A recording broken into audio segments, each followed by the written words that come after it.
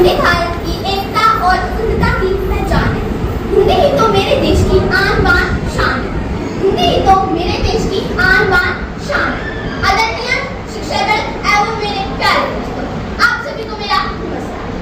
आज 20 सितंबर हिंदी दिवस के उपलक्ष्य में हम सब यहाँ इकट्ठा हुए हैं। सबसे पहले आपको मेरी तरफ से हिंदी दिवस की ढेर सारी शुभकामनाएं। हिंदी को आगे बढ़ाना है, उन्नति की राह पर पहुँचाना है। हिंदी को आगे बढ़ाना है, उन्नति की राह पर पहुँचाना है। केवल एक ही दिन नहीं, हर रोज हिंदी दिवस मनाना है। केवल एक ही दिन नहीं, हर रोज हिंदी दिवस मनाना है। भले कोई अंग्रेजी पढ़कर कितना विद्वान होने बन जाए, लेकिन मातृभाषा के बिना उसका गुणगान अधूरा है। निज भाषा उन्नति है, सब उन्नति को मूल। निज भाषा उन्नति है, सब उन्नति को मूल। निज भाषा ज्ञान के मृत नहीं को सूल। निज भाषा ज्ञान के मृत नहीं को सूल। सच्ची उन्नति वही होती है जो घर परिवार समाज की हो, लेकिन यह राष्ट्रभाषा के बिना संभव नहीं है। मेरे भारत देश में हर साल 14 सितंबर को हिंदी दिवस धूमधाम से मनाया जाता है। आजादी के बाद 1949 को हिंदी को राजभाषा का दर्जा दिया गया था।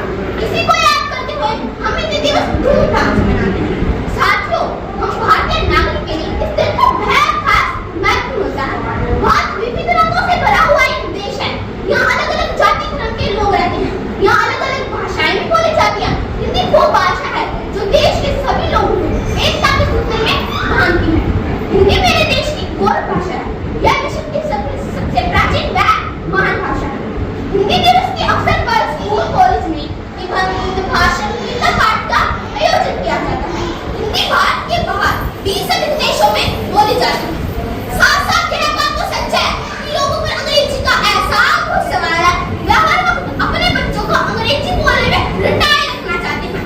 हालात तो ऐसे हो गए हैं कि वे अपना पेट काट कर बच्चों को अंग्रेजी स्कूलों में भर्ती करना चाहते हैं। हम घर पर छोटे मॉर्निंग को